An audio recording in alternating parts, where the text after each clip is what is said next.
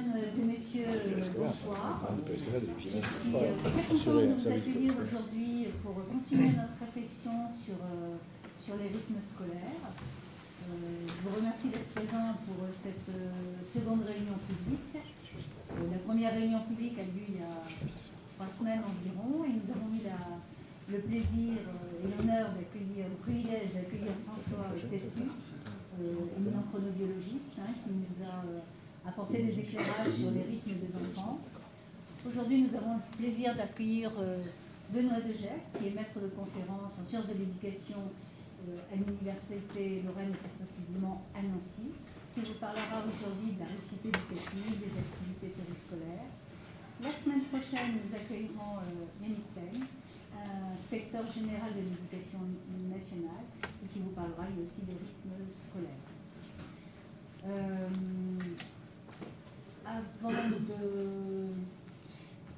On va reprendre un petit peu la concertation, les étapes de la concertation. La fois dernière, je vous avais dit que pour cette concertation, on avait fait le choix à Châlons de prendre du temps, de réfléchir sur la possibilité de changer ou non, de passer de 4 jours et demi à 4 jours.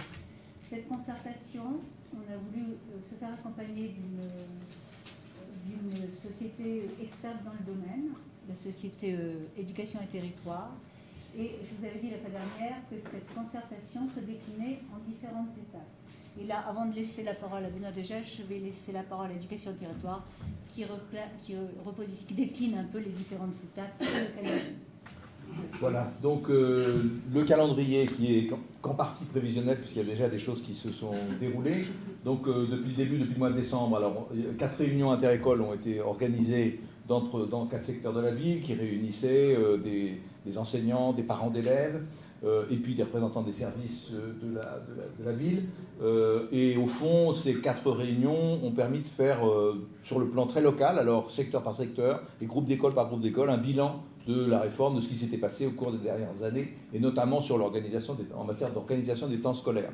De ces 4 réunions, on a tiré un certain nombre de thématiques qui ont après guidé les 3 réunions publiques, dont celle-ci est la deuxième, comme vous venez de le dire, des réunions publiques où on fait intervenir des gens experts sur des thématiques particulières. Donc la première, c'était M. Testu qui est venu parler du point de vue d'un chronobiologiste sur l'effet des rythmes scolaires, des rythmes de veille et de sommeil des enfants sur leur réussite éducative et sur leur confort. Et puis aujourd'hui, donc, on accueille M. Degef, qui est universitaire, qui va se présenter lui-même. Et le sujet ici, parce que c'était un des thèmes évidemment qui remontait des réunions interécoles, c'est le thème des activités périscolaires et de leur complémentarité, articulation avec d'autres formes d'éducation familiale et scolaire. Bon, donc ça, on va se concentrer aujourd'hui sur le périscolaire, et puis il nous restera pour la semaine prochaine le gros de l'affaire, j'ai envie de dire, mais enfin, en tout cas, la partie strictement scolaire, c'est-à-dire la réussite scolaire n'est pas, la réussite éducative ne se résume pas à la réussite scolaire, bien sûr, mais la réussite scolaire, c'est une composante importante, c'est une composante à laquelle les parents sont particulièrement sensibles.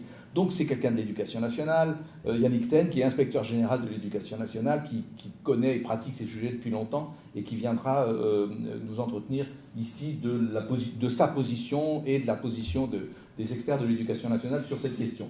Et puis, on fera au mois de mai la deuxième série, puisqu'on avait programmé 2 séries de réunions interécoles, et après le bilan que nous avons tiré dans le cadre de la première salve de réunions interécoles, on fera une deuxième série, comme on l'avait annoncé, et qui sera une série d'échanges dans la même structure, avec les mêmes personnes, plus d'autres qui vont s'ajouter, qui ne pouvaient pas être présents à la première série, et là où on va plutôt bâtir des propositions, puisque à la fin de cette année scolaire, et puis pour l'année scolaire suivante, il va s'agir aussi de faire évoluer les dispositifs en place et éventuellement les rythmes scolaires. Et donc, on recueillera les propositions des acteurs de terrain, secteur par secteur, et puis tout ça sera débattu en grand, en large, et donnera lieu à des orientations, à des décisions, dans le cadre des assises de l'organisation des temps scolaires, qui se tiendront en juin il y a une date, mais on m'a dit de ne pas la dire parce qu'il faut attendre que ça soit absolument vérifié de tous les côtés. Mais donc ça sera en juin, et puis ça sera une grande journée pour, au fond, faire un bilan de tout ce travail de concertation. Voilà, on en est à peu près au milieu, je pense qu'on est pile au milieu même d'ailleurs, parce qu'on a 4 réunions à gauche, 4 à droite, et puis 3 conférences, et vous êtes celle du milieu. Donc je vais vous laisser la parole. On va faire comme on a fait avec M. Testu, ça s'était bien passé. On laisse la parole à peu près 45 minutes à notre intervenant, et puis ensuite on consacre une demi-heure à des échanges, à des discussions. Merci. Bonsoir, ça va, vous m'entendez bien? Vous me dites si je parle trop fort ou si au contraire c'est pas assez fort. Donc je suis Benoît Degef, maître de conférence à l'Université de Lorraine. Je fais partie d'un laboratoire qui s'appelle le LISEC, laboratoire interuniversitaire des sciences de l'éducation et de la communication.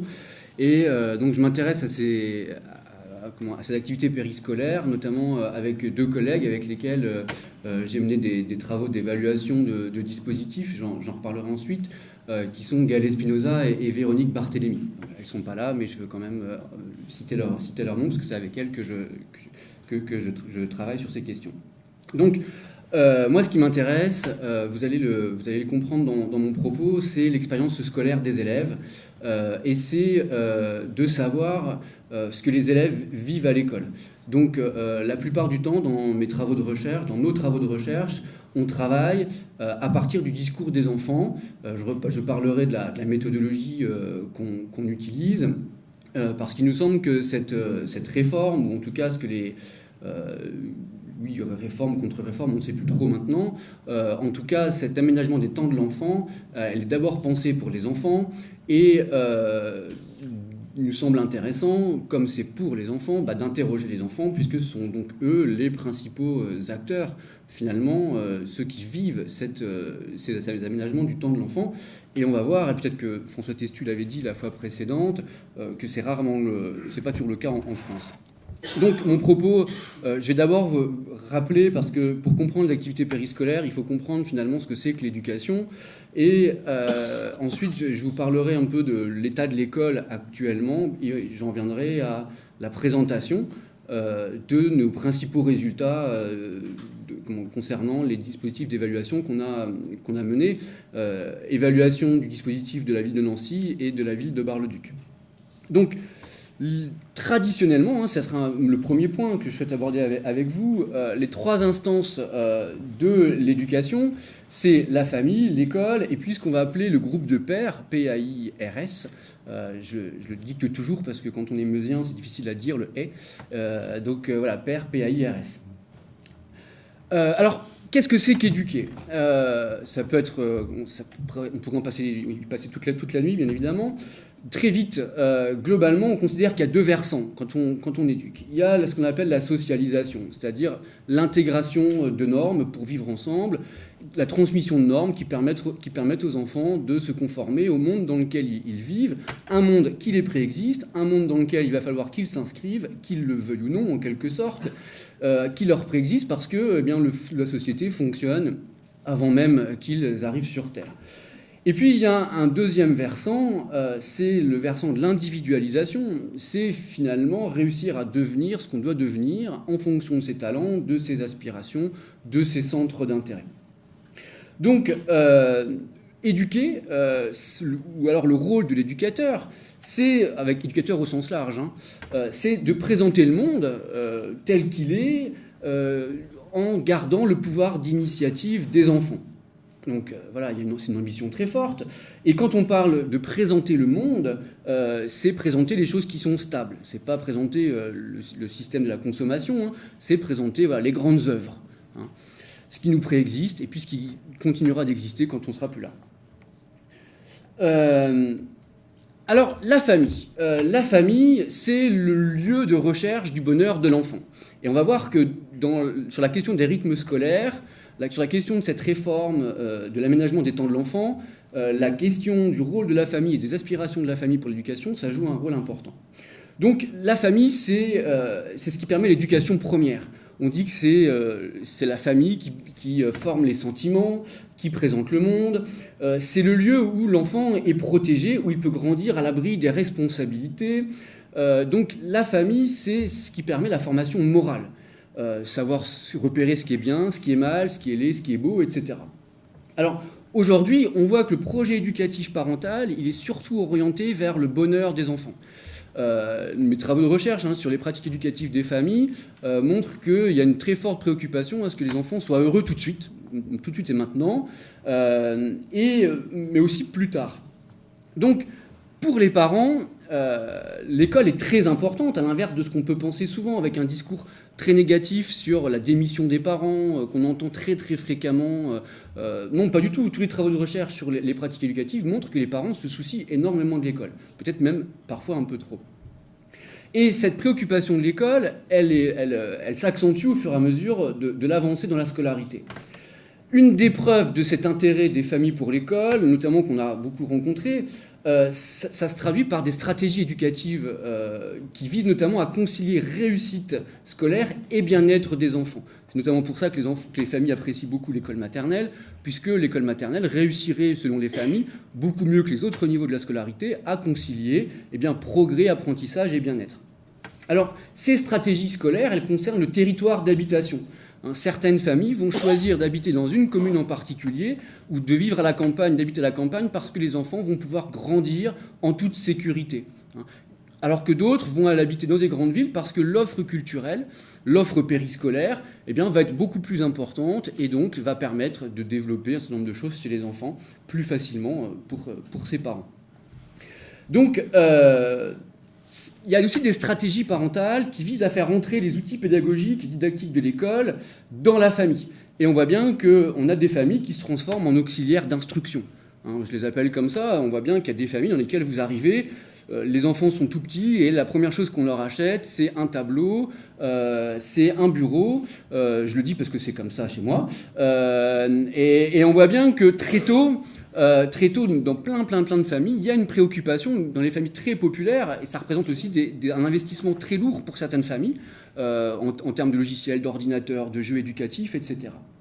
Mais paradoxalement, et c'est un peu le cas dans cette réforme des rythmes scolaires, la relation autoritaire qu'entretient l'école à l'égard des familles, qui fixe l'emploi du temps, qui fixe le calendrier scolaire, qui fixe les programmes, les méthodes pédagogiques, etc., est souvent ou parfois inadaptée aux attentes des familles et à leur mode de vie. Et on voit bien dans tout le débat qu'on a actuellement que tout le monde est d'accord pour dire que les enfants doivent être bien, que les enfants doivent réussir, etc., que l'école c'est important, mais en même temps, le mode de vie, l'organisation familiale, etc., ça pèse beaucoup et c'est de très fortes exigences sur les familles. Donc, au final, la présence de l'école est très forte à l'intérieur des familles et c'est donc une préoccupation importante. Alors, quand l'école est très présente dans les familles, du coup, il y a souvent un enjeu affectif très fort. On voit bien la place des devoirs, là aussi peut-être qu'on en parlera ensuite, puisque quand l'école est dans les familles, elle vient aussi finalement, le terme n'est pas bon, je suis désolé, mais un peu parasiter finalement parfois la relation affective qu'il peut y avoir entre les enfants et puis leurs parents. Donc les parents se soucient de l'école, mais en acceptent difficilement les contraintes. La famille n'est plus forcément le lieu qui protège complètement les enfants des enjeux sociaux par une socialisation verticale forte, mais l'école, la famille, elle a une légitimité mixte, à la fois de garantir le développement affectif des enfants, c'est ce que je disais tout à l'heure, et puis aussi d'entraînement à la compétition scolaire. On a les deux, il faut que l'enfant soit bien, mais ensuite, en même temps, qu'on puisse le préparer à réussir à l'école. Alors comment ? C'est par des formes de démocratisation, dans le fonctionnement de la famille, où les enfants ont de plus en plus leur mot à dire sur ce qui leur arrive à l'école. Et on voit bien, notamment, dans les choix d'activités qui sont proposés dans les activités périscolaires, on demande souvent dans les communes quelle activité tu veux faire qui te fera le plus plaisir. Alors, tout ça, je vous l'ai déjà dit. Et des fois, ça va un peu vite. Donc, vous voyez que on assiste à une pédagogisation de la vie familiale qui est liée aussi à la compétition scolaire, puisque les enjeux de l'école sont de plus en plus forts.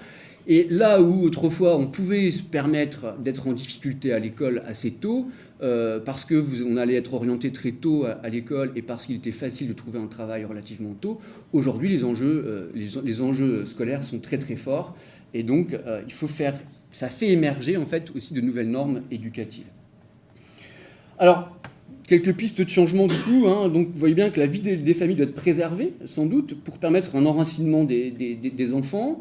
La famille ne peut pas être considérée par les acteurs de l'école comme un lieu de surscolarisation. Et puis les enjeux scolaires ne peuvent pas non plus inonder la sphère familiale. D'où peut-être la nécessité pour l'école de travailler davantage sur le sentiment de compétence parentale dans des instances, dans des dispositifs qui ne viennent pas accuser les parents de mal faire leur travail, ce qui n'est pas toujours le cas.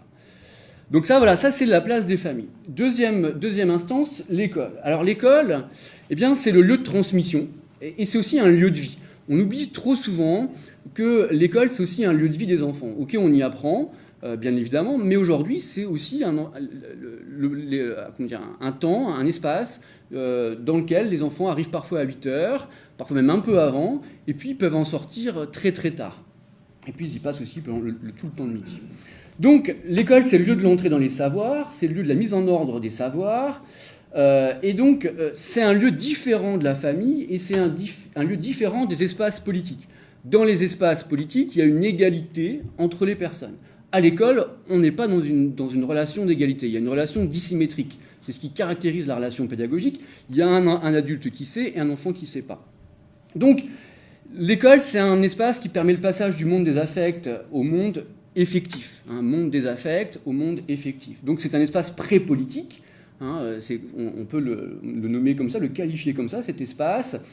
Et l'école doit assumer son autorité éducative, alors que dans la famille, eh bien, les valeurs démocratiques, on voit bien, ont affaibli la relation parent-enfant.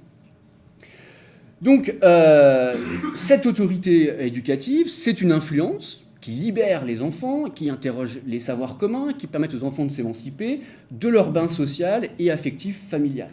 Donc la légitimité de l'école, elle est, alors à l'inverse de ce que nous dit le ministre de l'Éducation nationale quand il parle de l'école de la confiance, surtout pas, hein. L'école, c'est pas un lieu de confiance. L'école, c'est avant tout un lieu de scepticisme. C'est un lieu où on se pose des questions.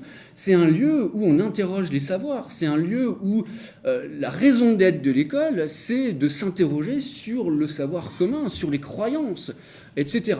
Donc, et c'est ça la légitimité de l'école, c'est d'être sceptique finalement sur le monde qui nous entoure, sur les valeurs auxquelles on nous pousse à adhérer, sur les normes qui font pression sur nous. Donc le maître, dans l'école, il a une autorité de référence, comme un livre de référence. Alors, on peut aller piocher dedans des idées, puis en même temps on peut se détacher de ces idées. Donc cette école, pour relever le défi des apprentissages, on considère qu'elle a aussi un défi à relever, qui est le défi de l'hospitalité. Le défi de l'hospitalité, c'est quoi ? C'est de réussir à ce que chaque enfant ait sa place dans l'école. Quelle que soit son origine sociale, quel que soit son degré de handicap, quelles que soient ses aspirations pour l'école, chacun doit pouvoir y avoir sa place. Donc, vous voyez bien que le rapport au monde de l'école, c'est un rapport de porosité. C'est-à-dire que l'école, elle ne peut pas être complètement fermée à la société. Voilà, on ne peut pas sanctuariser l'école, ça serait complètement dépassé comme idée, mais en même temps, elle ne peut pas être complètement ouverte. Donc elle est poreuse. Et le rôle de l'école, ça va être de transformer, de filtrer et transformer les valeurs, les normes juvéniles, qui sont portées sur les enfants, que les enfants d'ailleurs se transmettent entre eux, et puis en même temps, les normes et les valeurs de la société. Les valeurs de consommation, les valeurs de compétition scolaire, de compétition de manière générale, ça, l'école doit être capable de finalement filtrer et transformer ces valeurs. Donc l'école, elle répond aux besoins des enfants, besoin de sécurité, besoin de reconnaissance, besoin d'affirmation, par exemple en permettant aux enfants de grandir, en permettant aux enfants de jouer, en permettant aux enfants de se forger une identité. Donc l'école, c'est un espace intermédiaire entre la famille et le monde. Et cette école, c'est un lieu de transmission, de savoir structuré, et c'est aussi un espace de socialisation entre pairs. C'est un espace où les enfants se font des copains et apprennent beaucoup de choses entre eux. Donc, pour que les enfants s'y sentent bien dans cette école, l'école, elle doit amortir, j'aime bien cette expression, l'école doit amortir la vitesse du monde, et le monde ne doit pas tomber de la même manière dans l'école que ce qu'elle peut faire dans les médias, par exemple. Donc faire une place à chacun dans sa singularité, et puis veiller donc à la pression du groupe de camarades qui peut être très fort. Voilà, mon fils a encore à midi me demandé, c'était cet après-midi, il me demandait pourquoi lui il n'avait pas des ciseaux Flash McQueen alors que ses copains ont des ciseaux Flash McQueen à l'école.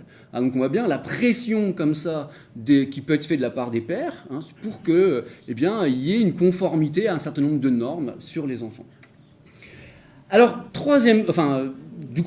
quelques pistes de changement, maîtrise de l'injonction de l'implication des parents. Là aussi, quand on parle d'implication des parents dans l'école, il faut être prudent. Quand on regarde les textes qui appellent à l'implication des parents dans l'école et qu'on regarde en même temps la courbe de la fabrication des inégalités scolaires, on se rend compte que les deux courbes ont lieu en même temps.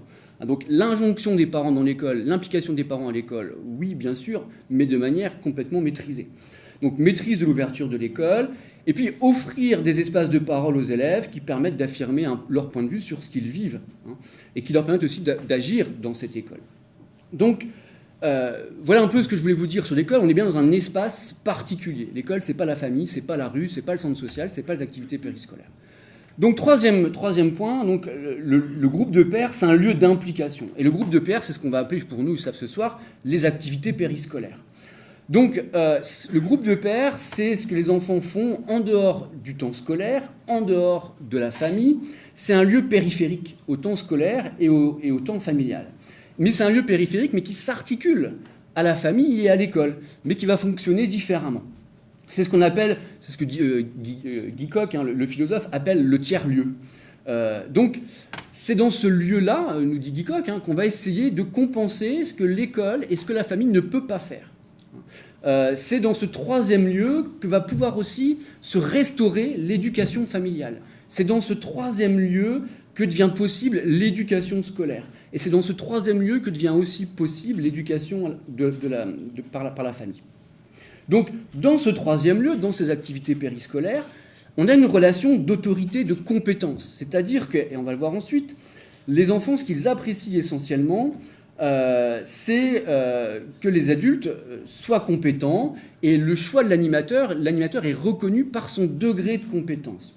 Donc, les activités périscolaires vont développer pour les enfants un espace particulier dans lequel les enfants vont vivre un autre rapport aux adultes. On n'est pas dans l'école avec une relation d'autorité éducative très dissymétrique. On n'est pas dans la famille où là, on a sur une relation d'égalité quasiment aujourd'hui démocratique entre les parents et les enfants. On est dans un endroit où finalement on est dans un entre-deux, c'est-à-dire il y a une relation d'autorité mais qui est basée sur quelque chose qui est de l'ordre, je reconnais de l'autorité à l'animateur de ces activités périscolaires parce que ce qu'il fait m'intéresse et parce que je peux parler avec lui de ce qui m'intéresse. Voilà. Ce qui n'est pas possible de faire pour certains enfants, ni dans la famille, ni à l'école. Parce que dans ces activités qui sont proposées, les enfants vont pouvoir aussi choisir ce qui les intéresse. Et à l'inverse, quand les activités ne sont pas appréciées, c'est parce que le choix de l'activité a été fait par les parents notamment et non par les enfants. Ou alors parce que les enfants s'imaginent l'activité se déroule autrement que comme ils l'imaginaient.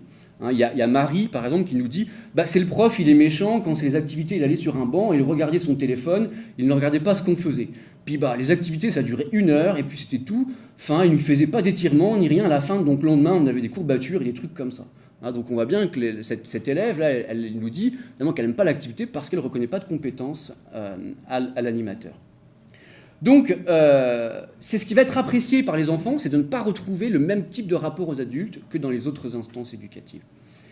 Donc, vous voyez, ces 3 lieux sont complémentaires. Ces 3 lieux, à l'inverse de ce qu'on peut entendre très souvent dans les discours officiels aujourd'hui, qui consiste à dire qu'il faut de la continuité entre tous les lieux éducatifs.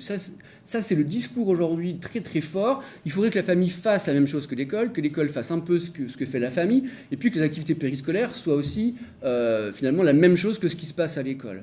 Et on voit bien que c'est cette discontinuité entre les différents lieux qui vont permettre aux enfants de se confronter à ce qu'on appelle dans notre jargon des conflits socio-cognitifs, et c'est parce que les enfants rencontrent des problèmes, parce que leur rapport aux adultes n'est pas le même, parce que les activités ne se déroulent pas de la même manière, que les enfants vont se poser des questions, que les enfants vont donc chercher à répondre à ces problèmes, et donc c'est aussi comme ça qu'ils vont grandir et apprendre un certain nombre de choses. Donc faire la même chose partout, c'est pas forcément très efficace. Et d'ailleurs, les devoirs à la maison ne sont absolument pas efficaces. Voilà, on a plein de travaux qui le montrent, que le fait de passer du temps à faire ses devoirs à la maison, ça n'a pas d'efficacité sur le plan de la réussite scolaire. Donc, deuxième point, l'état de notre système éducatif. Alors très vite, on a un système éducatif qui produit énormément d'inégalités scolaires. À l'inverse de ce qu'on peut penser, peut-être que ça va vous surprendre ce que je vais dire, on a un système scolaire qui fonctionne très très bien en France. On a un système scolaire très très performant, mais pour les élèves qui sont d'origine sociale très favorisée. D'accord ? On a des élèves, on a une école qui marche très bien, mais vraiment très très bien, on est en haut des classements, mais pour un petit nombre d'enfants d'origine sociale très favorisée. Pour les autres, c'est très compliqué. Et on voit bien que dans les années 2006 à 2015, on a eu une augmentation très forte des inégalités de réussite liées à l'origine sociale, et notamment, non pas parce que finalement les meilleurs seraient meilleurs, etc. Non, c'est surtout parce que les élèves qui étaient le plus en difficulté le sont encore plus aujourd'hui. Donc aujourd'hui, plus un élève est issu d'un milieu social favorisé, plus l'effet de son origine sociale sur ses performances augmente. La France se situe à 35e place sur 37 des pays de l'OCDE dans le classement des écarts de performance liés à l'origine sociale. Donc ça veut dire qu'on a des écarts très très importants de réussite en fonction de l'origine sociale. Près de 15% des enfants en retard en 6e ont des parents ouvriers, contre moins de 3% pour les enfants d'enseignants. 90% des élèves en classe adaptée sont de milieux populaires. En SECPA, 44% des élèves ont des parents ouvriers et 2% ont des parents de cadres supérieurs. Le taux de réussite au brevet est de 98% pour les enfants d'enseignants, contre 80% pour les enfants d'ouvriers. Et on a comme ça des chiffres très forts. Les évaluations internationales PISA montrent la même chose. Des évaluations, des résultats très différents en fonction de l'origine sociale, qui se construisent très très tôt. Donc on a un système scolaire qui est devenu de plus en plus élitiste, et on a aussi ce discours très fort qui consiste à dire mais pourquoi le système changerait, puisque ceux qui le pensent, c'est ceux qui en tirent profit. Donc pourquoi les gens qui pensent au système scolaire voudraient qu'il change, puisque c'est leurs enfants qui gagnent, c'est de la compétition scolaire, donc finalement il n'y a pas de raison d'en changer. Alors ce qu'il faut comprendre en même temps, c'est qu'on a des travaux de recherche sur le climat scolaire qui montrent aussi que ces enfants qui sont en difficulté scolaire aujourd'hui, ils vivent une expérience scolaire très douloureuse. On a des enfants qui se sentent humiliés, qui sont vraiment plus que déçus du système scolaire. Certains, ça les pousse au décrochage, à la dépression, au burn-out, etc. Donc, pour ces enfants, qui ne comprennent pas les règles du jeu scolaire, parce qu'ils sont souvent trop éloignés de ce qui est développé par l'école. Donc, ces élèves ressentent un mépris, et l'école ne va surtout valoriser que les résultats scolaires et finalement assez peu la persévérance, l'esprit d'équipe, l'esprit d'initiative, etc. Donc, et ça, on va voir que c'est aussi ce qui va se jouer dans les activités périscolaires. C'est ce qui est apprécié des élèves, c'est qu'ils peuvent finalement avoir un regard de l'adulte sur ce qu'ils font, même pour des enfants qui sont en difficulté scolaire, ils peuvent se valoriser autrement. Donc, nécessité de renverser le rapport à l'école, c'est dans toutes les préconisations aujourd'hui, nécessité d'améliorer la qualité de vie à l'école. Nécessité aussi de tenir compte d'améliorer la qualité de vie des enfants à l'école, pour des raisons aussi politiques, c'est-à-dire qu'on voit bien aussi, il y a des travaux de recherche qui montrent que les enfants qui sont très déçus du système scolaire, la première chose qu'ils veulent se faire quand ils ont l'occasion de voter, c'est de se venger du système scolaire. Quand on a passé 20 ans à l'école à se faire humilier, le jour où l'école qui représente l'État, le jour où on va voter, on va voter pour des personnes, pour des partis qui disent un discours, bien évidemment, qui veulent aussi se venger de l'État et qui disent que tout est à brûler à l'école. Donc vous voyez bien que tout ça, ça nous a amené donc à cette loi de refondation de l'école de 2013 qui passe de la réussite scolaire à la réussite éducative. Donc la réussite éducative, c'est la projection de l'enfant aussi bien dans sa réussite scolaire, mais on va se projeter dans l'avenir. Il faut que l'enfant soit bien aussi plus tard. Donc il ne s'agit pas uniquement de se soucier du fait d'apprendre à lire, mais aussi de réussir à faire en sorte que l'enfant puisse finalement bien grandir, être bien dans sa peau, se sentir bien, pour être un citoyen qui ne prendra pas de médicaments plus tard pour pouvoir se lever le matin. Donc, on a des travaux qui montrent que quand on réussit bien à l'école, eh bien, on se sent bien à l'école, et puis quand on se sent bien à l'école, on réussit bien à l'école. Les deux variables sont liées, on ne sait pas dans quel sens ça va, mais il y a un lien entre les deux.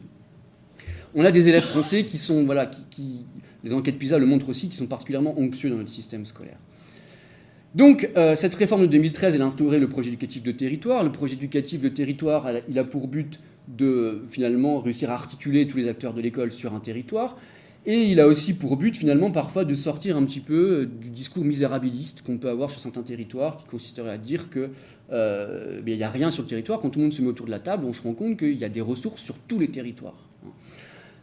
Et ça crée de nouvelles dynamiques de collaboration, ça crée aussi des emplois, et ça peut valoriser les ressources locales. C'est ce PEDT, quand on y travaille avec tous les acteurs, ça peut permettre de mettre en avant le territoire. Ça permet de gagner en attractivité aussi pour certains territoires, parce que quand on a une offre éducative importante, je l'ai dit tout à l'heure, eh bien, certains parents peuvent aussi être tentés d'aller habiter sur certains territoires parce qu'il y a une offre éducative de qualité.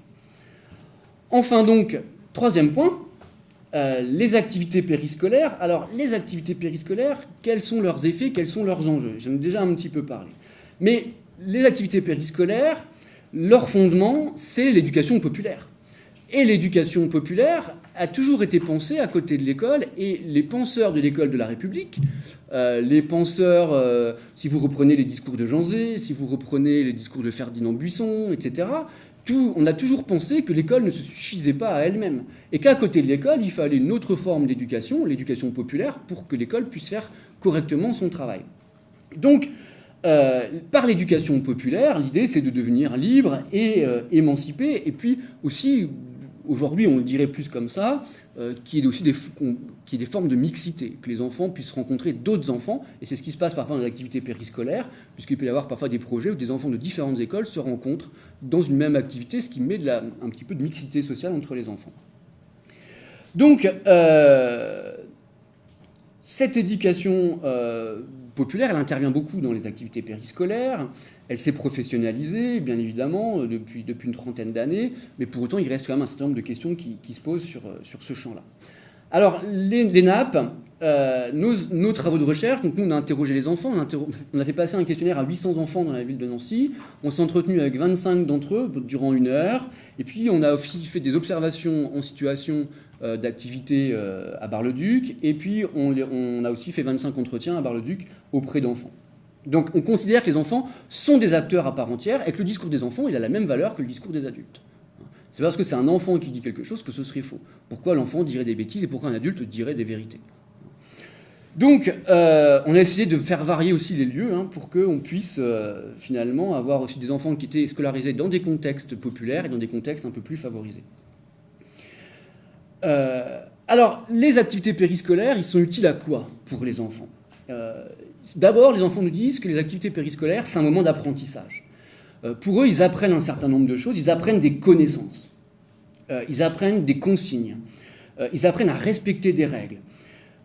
Donc ils nous disent aussi qu'ils apprennent du vocabulaire. Donc par exemple, pour comprendre des textes, il y a Nesrine qui nous dit « En anglais, j'ai appris des mots que j'utilise maintenant à l'école ». Ça permet aussi d'anticiper des apprentissages pour les années futures au collège. Il y a Denis qui nous dit « Je me prépare pour le collège, comme ça ce sera plus facile quand je serai dans l'Allemagne ou les pays germanophones », parce que l'enfant faisait une découverte de l'allemand. Ils apprennent dans les activités sportives des stratégies de jeu, des techniques. Ferdinand qui nous dit « En handball, pour tirer, il faut sauter et hop, tirer ». Fanny qui nous dit « En hip-hop, on apprend des étirements et on apprend beaucoup de pas ».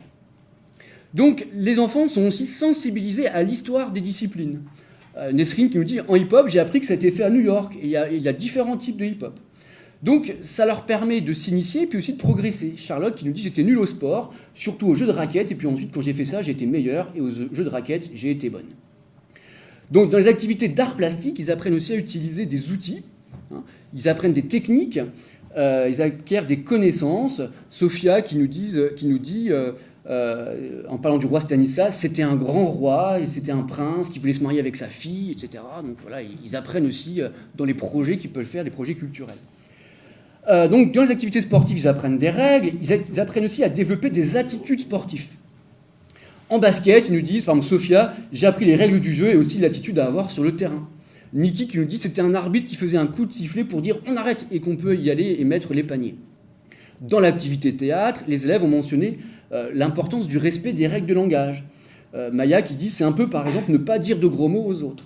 Le respect et puis de la question de l'attitude à adopter aussi. Hein, il vous apprend finalement à gérer vos émotions, un peu ce que vous ressentez aussi, nous dit une enfant. Donc le réinvestissement des connaissances et des compétences a lieu aussi en dehors des nappes. Les enfants nous disent que ce qu'ils apprennent en nappe, ils le réinvestissent avec leurs copains ou dans la famille, hein, et puis ils le réinvestissent aussi en classe. Donc, il nous dit, il y a un truc, il y a Denis qui nous dit en mathématiques, hein, il y a un truc qui m'a aidé, et sur les tables de multiplication, sur la table du 8, ça m'a aidé parce qu'aux échecs, un plateau est constitué de 64 cases. Parce que 8 par 8, et j'ai appris ça, et j'ai retenu ça très facilement, que je m'intéresse aux choses, que je les retiens plus facilement, ce qui m'a permis d'apprendre que 8 x 8, 64. Bon. Donc, pour Maëva, il s'agit de réutiliser dans la classe avec la maîtresse ces outils. Par exemple, l'utilisation du compas, qu'elle avait utilisé aussi dans les activités périscolaires. Donc, il y a donc des liens qui se construisent dans les activités nappes et qui se font chez les élèves entre ce qui se passe dans la classe, en dehors dans la classe, et avec les copains et les copines. Donc, les élèves, on voit bien la différence entre l'étape et l'école. Hein. Ça, c'est important aussi de bien le noter. À l'inverse de parfois de ce qu'on peut entendre, les enfants savent bien où ils sont, et très tôt. Hein. Dès l'école maternelle, les enfants vous disent s'ils sont en nappe, s'ils sont à l'école, ils font bien la distinction, notamment dans les relations avec les adultes. Les nappes, c'est aussi, deuxième chose d'apprentissage, c'est aussi un espace de détente. Donc, et ça, c'est ce que les élèves adorent, c'est-à-dire, on est là pour s'amuser, pour se défouler. On est là aussi pour apprendre des jeux, pour jouer. Donc, il n'y a aucun enfant qui nous dit que les nappes ne servent à rien. Il y a Hamza qui nous dit que ça sert pour s'amuser, pour faire du sport. Marie qui nous dit à s'amuser, à se détendre et d'être avec des amis. Donc, c'est apprécié pour le caractère ludique des activités. Alors, et là, c'est lié aussi à la manière de s'y prendre de l'animateur. Donc, et ce qui va être apprécié, c'est parfois de pouvoir négocier les méthodes pédagogiques avec l'animateur, ce que les enfants ne peuvent pas faire avec l'enseignant. Donc, ce qui va être intéressant, parfois, c'est les enseignants, ce que les élèves apprécient, c'est qu'ils tiennent compte, les animateurs, parce qu'ils sont formés pour ça et parce que c'est leur rôle aussi, et bien, ils vont tenir compte, finalement, de la manière dont sont les enfants au moment où les enfants arrivent dans l'activité. Et donc, ce que les enfants apprécient, c'est de dire, enfin, ce qu'ils remarquent des animateurs, c'est qu'ils s'intéressent à nous, ils s'intéressent à ce qu'on fait, ils s'intéressent à ce qu'on dit, ils nous posent des questions sur qui on est, etc. Donc, il y a des discussions qui s'engagent entre les enfants et les animateurs. Donc, des relations positives avec les intervenants. Il y a aussi un autre enjeu qu'on oublie parfois avec les activités périscolaires, c'est l'enjeu de santé. Hein, de lutte contre l'obésité, de lutte contre la sédentarité. Et donc, voilà, on sait aujourd'hui que les enfants sont très sédentaires. On a des enfants qui sont en situation d'obésité. Dans l'académie de Nancy-Metz, 15% d'élèves sont en surcharge pondérale.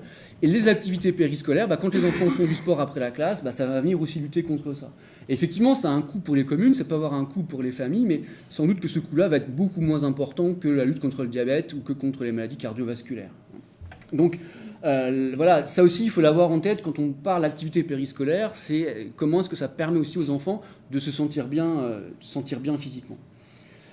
Donc pour conclure, j'ai essayé de montrer que les activités périscolaires sont intimement liées à l'école de la République, hein, et ils sont complémentaires de l'école de la République et de toutes les autres instances éducatives, surtout qu'aujourd'hui les enfants partent beaucoup moins en colonies de vacances, vont beaucoup moins dans les centres aérés, etc. Hein, donc ces activités périscolaires, c'est un lieu où ils vont pouvoir rencontrer d'autres enfants. Que du point de vue des enfants, les activités périscolaires sont un espace d'apprentissage, des apprentissages qui sont réinvestis en classe et en dehors de la classe, que les activités périscolaires, ça améliore l'autonomie, la responsabilité des enfants, que ça développe des relations positives entre adultes et enfants, et que ça contribue donc à une nouvelle expérience scolaire des élèves. Parce que même si ce n'est pas l'école, les enfants le savent, pour autant, ça fait un peu partie finalement de l'environnement de l'école. Et pour les enfants, quand on les a beaucoup souvent interrogés, on leur a demandé mais quel est le moment que tu préfères à l'école, ils ont dit c'est les activités périscolaires. Donc on voit bien que ça permet aussi aux enfants d'avoir une autre relation, une autre expérience scolaire.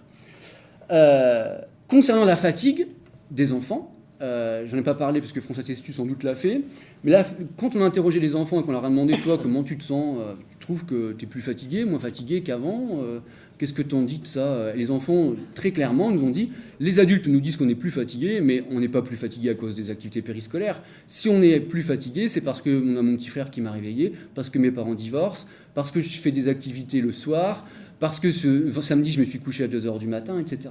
Donc on a un discours aussi de la part des enfants qui est très lucide sur ce qu'ils vivent dans ces activités et sur cette question de la fatigue qui est vécue, qui est dit par les enfants. Donc on a des enfants qui sont capables de porter un jugement sur les normes qui sont portées sur eux. Alors je pourrais continuer, et puis voilà, de manière plus précise, il y a aussi des écarts entre garçons et filles dans ces activités périscolaires. On a écrit un article avec des collègues qui montre que eh bien, les garçons et les filles ne vivent pas la même chose dans ces activités périscolaires, avec des filles qui apprécient beaucoup plus le caractère normatif, les règles, etc., les consignes, la discipline, que les garçons qui sont dans ces activités, alors que les garçons, eux, préfèrent justement qu'il y ait plus de liberté dans ces activités. Alors c'est pas anodin de le dire, parce que c'est aussi une dimension peut-être qui peut être prise en compte dans l'organisation de ces activités périscolaires pour lutter contre les inégalités entre les filles et les garçons, qui est aussi une des missions de l'école et un des piliers de l'école aujourd'hui. Voilà, bah écoutez, je crois que j'ai à peu près fait le tour, je suis à peu près dans les temps. Oui, bien, on est parfaitement dans les temps et on a parfaitement fait le tour. Voilà. Ouais, très bien. Moi, c'était intéressant, en tout cas, d'entendre la voix. On s'est demandé qu'un jour pourquoi les enfants étaient fatigués, s'ils l'étaient. Maintenant, on a un début de réponse. En tout cas, c'est vrai qu'il suffisait de leur demander, c'est pas une mauvaise idée. Bon, alors il y a un micro là, et puis on va le faire passer. Qui veut commencer? Une rafale de questions. Ou une rafale. Là, il y a des professionnels du périscolaire, donc j'imagine que vous avez des. Là, j'espère que j'ai pas été trop vite, hein, parce que non, il faut qu'on digère rapide, peu, mais. Alors vous avez le droit de pas être d'accord avec. Moi, j'avais juste une observation sur le fait que vous avez dit la continuité. Ce que vous avez dénoncé comme étant la continuité, l'identité entre le périscolaire, le scolaire et le familial.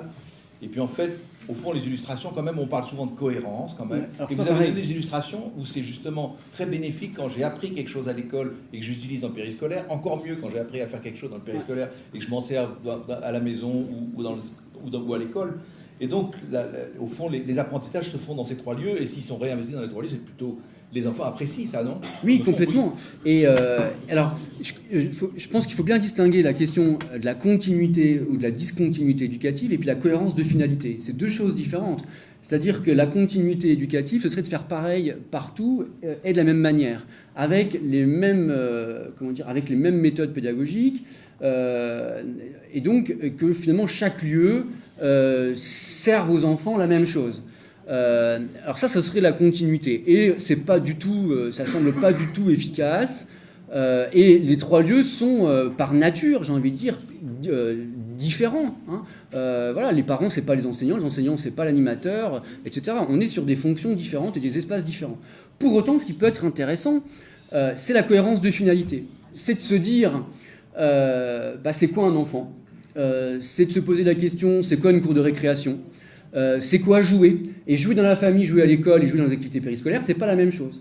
Parce qu'on ne joue pas de la même manière à l'école que dans la famille et que dans les activités périscolaires. Et d'ailleurs, quand on joue de la même manière à l'école que dans la famille, il y a plein de travaux de recherche, je pense notamment des collègues de Paris 8 qui travaillent sur les inégalités d'apprentissage, qui montrent que quand les enseignants ou quand les enfants jouent de la même manière à l'école que dans la famille, eh bien, ça crée des inégalités entre enfants, parce que dans la famille, on apprend à jouer d'une certaine manière, on est axé sur la tâche, alors que le fait de déplacer le pion, par exemple, alors qu'à l'école, l'objectif, ça va pas être de déplacer le pion, mais de qu'est-ce que je suis en train d'apprendre. D'accord ? Alors que si les enfants jouent, j'étais encore en classe, j'ai passé hier ma journée dans une classe, il y avait des jeux, et je les fais remarquer aux enfants, je leur ai demandé comment est-ce qu'ils jouaient à la maison et comment est-ce qu'ils jouaient en classe, et je leur ai dit, mais il ne faut pas que tu joues ici comme tu joues à la maison, c'est pas la même chose. Et pourquoi tu es en train de jouer là ? Et les enfants disaient, certains, je joue parce qu'on s'amuse. Non, là, tu es d'abord en train d'apprendre, tu t'amuseras après. À la maison, quand tu joues, c'est d'abord tu t'amuses et tu joueras après. Et tu apprendras après.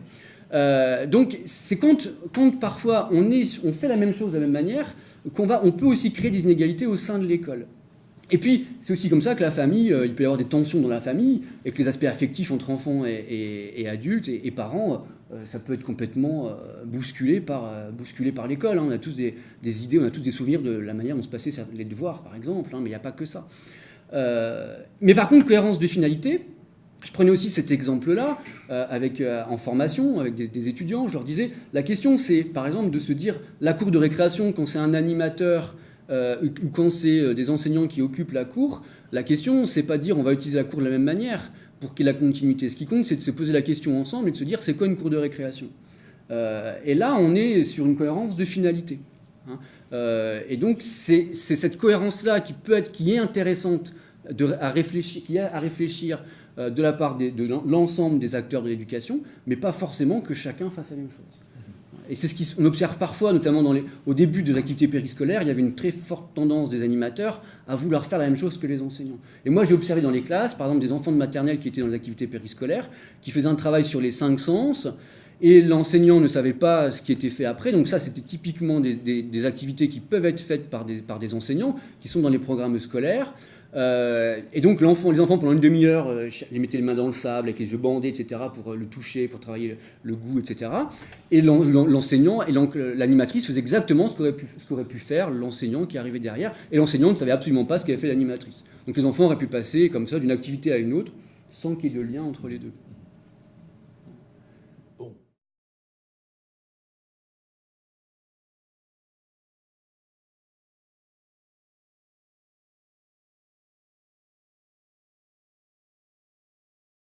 Oui, alors là, il faudrait reprendre. C'est pour ça c'est compliqué de parler de rythme scolaire. Parce que le rythme scolaire, c'est 10% du temps de l'enfant. C'est-à-dire que le scolaire, à proprement parler, les enfants, ils passent 10% de leur temps. Donc vous voyez bien que l'organisation générale, 10%, hein, puisque sur l'ensemble de l'année, quand vous retirez les week-ends, la nuit, les vacances, etc., oui, bien évidemment, hein, on est sur 10% du temps. Donc c'est un temps très court, c'est un temps finalement presque à la marge, même si ce temps-là a des incidences sur tous les autres temps, et que si tous les autres temps sont calés sur ce temps-là, pour autant, les enfants au sein de l'école, à proprement parler, dans la classe, sous la responsabilité de l'enseignant, il y passe que 10% de son temps, à peine, même un petit peu moins. Donc, pour penser une organisation plus efficace, il faut aussi finalement regarder l'ensemble de l'aménagement du temps de l'enfant. Alors, il y a plein de rythmes biologiques. Faut aller voir toutes les petites capsules qui ont été faites, petites capsules vidéo de Claire Lecomte qui a été faite pour, je crois que c'est le département de l'Ariège. C'est super intéressant. Elle répond à chaque fois en 3-4 minutes sur un certain nombre de questions. Et ce qui peut être intéressant, en tout cas, ce qui n'est peut-être pas à faire, c'est le 3/4 d'heure, c'est-à-dire éviter d'avoir des activités très courtes tous les jours, parce qu'en 3/4 d'heure, il y a beaucoup de temps d'organisation, il y a beaucoup de temps de déplacement, ça demande énormément d'animateurs, parce que quand ça a lieu au même moment aussi sur un même territoire, et que toutes les écoles, tous les enfants font ces activités-là au même moment, ça demande un vivier très très important d'animateurs. Il ne faut pas que ce soit trop long non plus. C'est-à-dire qu'une activité périscolaire de 3 heures, ça n'aurait pas de sens. Si vous faites faire du handball pendant 3 heures, sur le plan de la fatigue des enfants, là, ça va commencer quand même à se faire ressentir. Donc, ce qui peut être intéressant, c'est d'être dans 2 fois 1h30, et parfois, si on regarde, Claire Lecomte serait là, elle me ferait les gros yeux, parce que si on reprend l'aménagement du temps de l'enfant tel que ça devrait être dans le meilleur des cas pour les enfants, ce serait de pouvoir proposer une matinée beaucoup plus longue que ce qu'on propose le plus souvent, c'est-à-dire une entrée en classe vers 8h15. Les enfants arrivent, pour être bien, il faut avoir le ventre plein, donc on déjeune avec les enfants. Ça permet aux enfants qui se lèvent tôt, parce qu'ils prennent le bus, etc., par exemple, et bien de pouvoir prolonger un peu la durée du sommeil. Ils gagnent un quart d'heure, 20 minutes, une demi-heure. Donc ça peut être intéressant de prendre le petit déjeuner à l'école. Voilà, une tablette de beurre et une baguette de pain. Chacun mange 2 tartines, et c'est beaucoup plus efficace que de manger des céréales à 6h du matin et de faire après 3 quarts d'heure de bus pour se rendre à l'école. Et puis ensuite, une matinée plus longue, jusqu'à midi. Voilà, donc 8h15, midi, peut-être même parfois midi et quart. Un temps de restauration jusque 2 heures. Le temps de restauration est très important, avec une sieste juste après le temps du repas. Ça ne sert à rien de faire la sieste 1 heure après avoir mangé, aucun intérêt pour les enfants, parce que, vous savez, quand on a fait la sieste, on voit bien, quand on mange après, voilà, on est épuisé. Donc si on repart et qu'on remet la machine en route, 1 heure après, voilà, ça n'a plus d'intérêt. Donc pouvoir dormir juste après avoir mangé, en pensant aussi que les besoins de sommeil, on a les mêmes quasiment, ils sont quasiment inscrits génétiquement, on le sait maintenant, ils sont quasiment inscrits génétiquement à l'âge d'1 an, et que entre 4 et 11 ans, on a quasiment les mêmes besoins de sommeil. Donc il n'y a pas forcément besoin d'avoir une organisation différente entre la maternelle et l'élémentaire. Et ce qui peut être intéressant, c'est que des élèves de l'élémentaire puissent aussi faire la sieste. On oublie souvent que la sieste des élèves à partir de la grande section, les enfants à 12h30 qui ont mangé ou qui ont un besoin de sommeil important, ou quand on sent qu'ils sont fatigués l'après-midi, moi j'en ai encore vu hier après-midi qui dormaient sur leur pupitre, eh bien ces enfants-là, faisons-leur faire la sieste après avoir mangé à la cantine, même s'ils sont à l'école primaire, à l'école élémentaire. Et puis ensuite, ça peut être intéressant d'avoir une après-midi beaucoup plus light, du coup, puisqu'on a 4 heures. Si on a 4 heures de matinée fois 5 demi-journées, eh ben vous voyez qu'il nous reste finalement, l'après-midi est relativement courte sur le plan des apprentissages scolaires.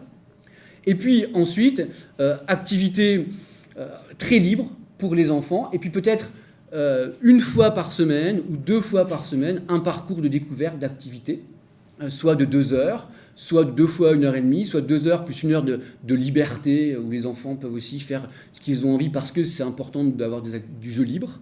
Et ils en ont finalement assez peu, les enfants aujourd'hui, du jeu libre.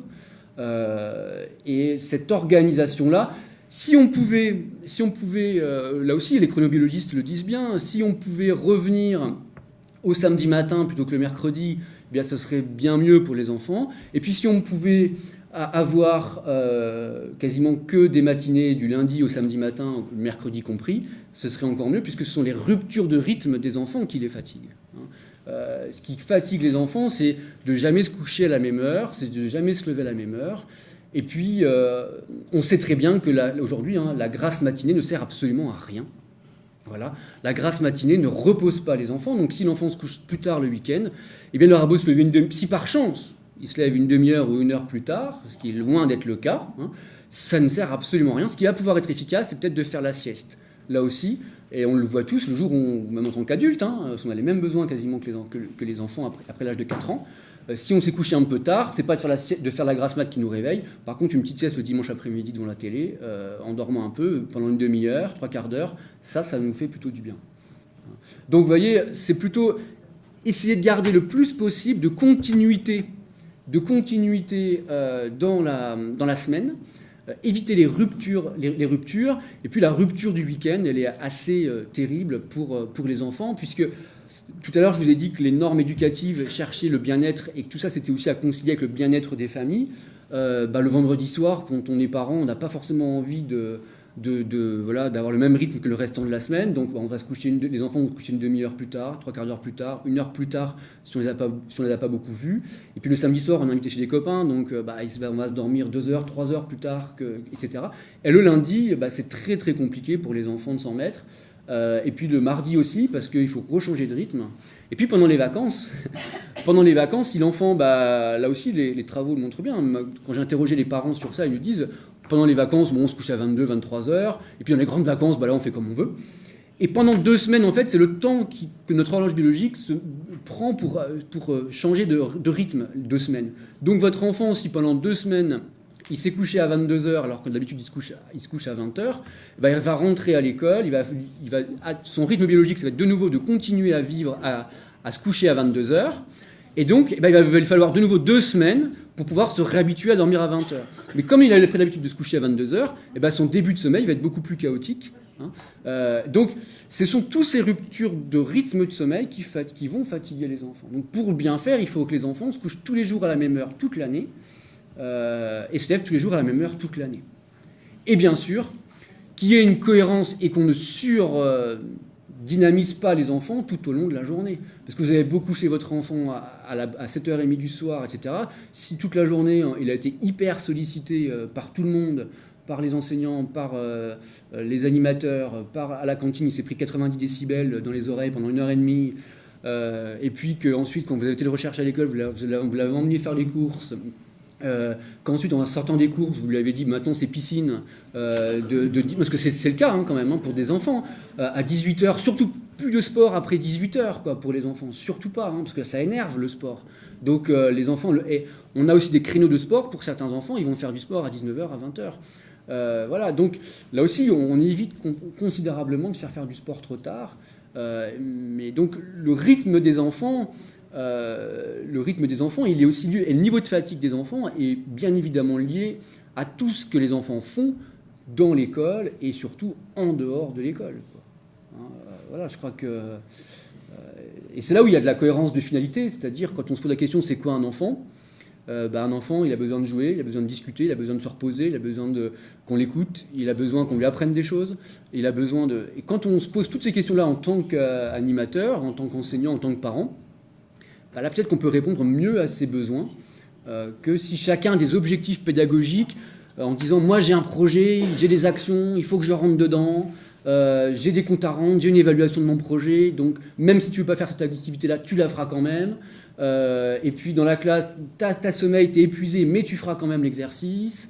Et puis le soir, t'en peux plus, t'as déjà fait 4 heures de sport dans ta journée parce que t'en as fait en sport avec la maîtresse. En fait, après, t'as été pris en charge par un animateur pendant le temps de midi. Après, t'as fait des nappes pendant 1h30.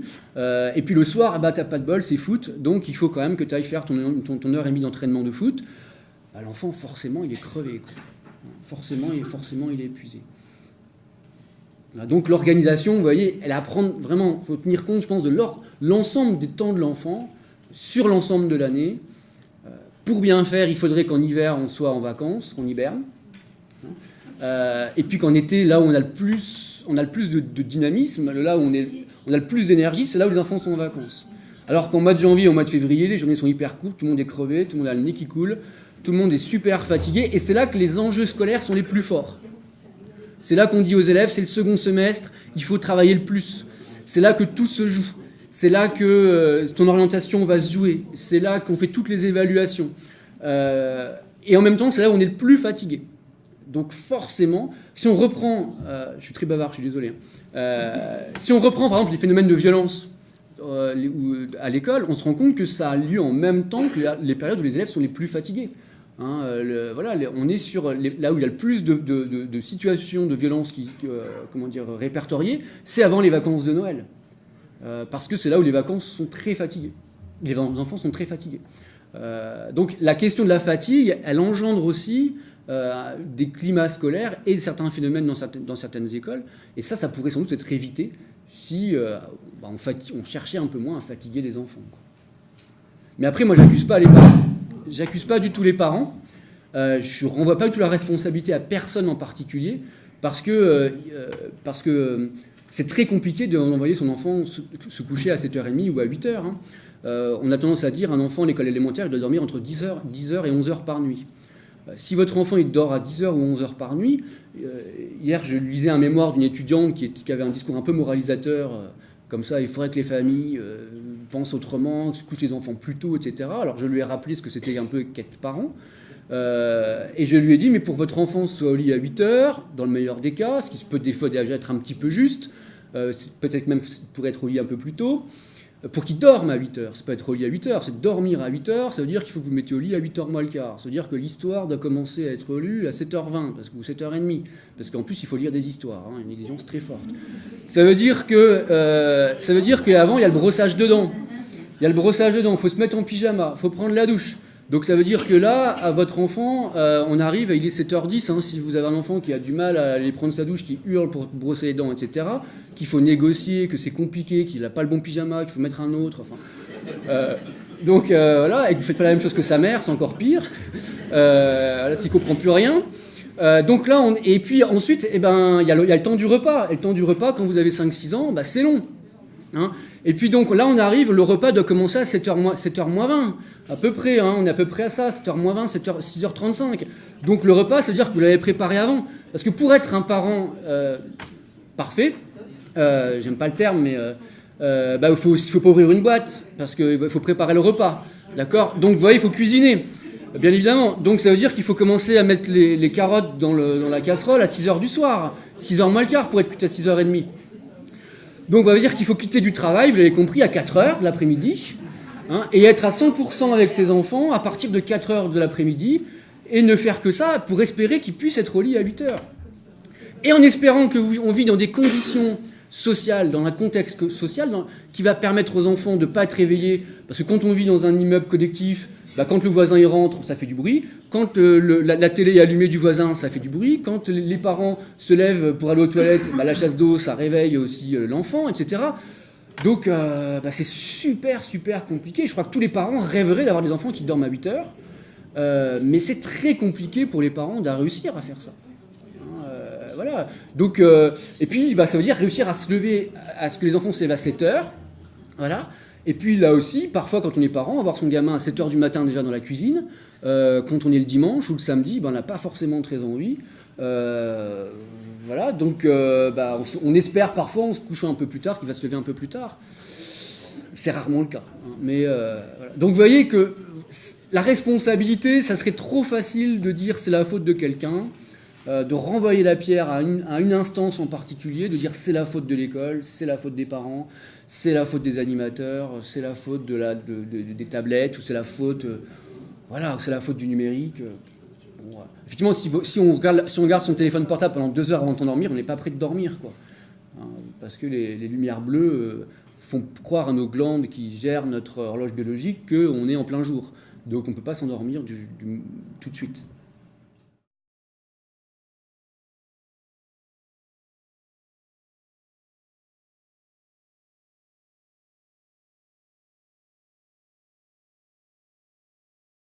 Oui.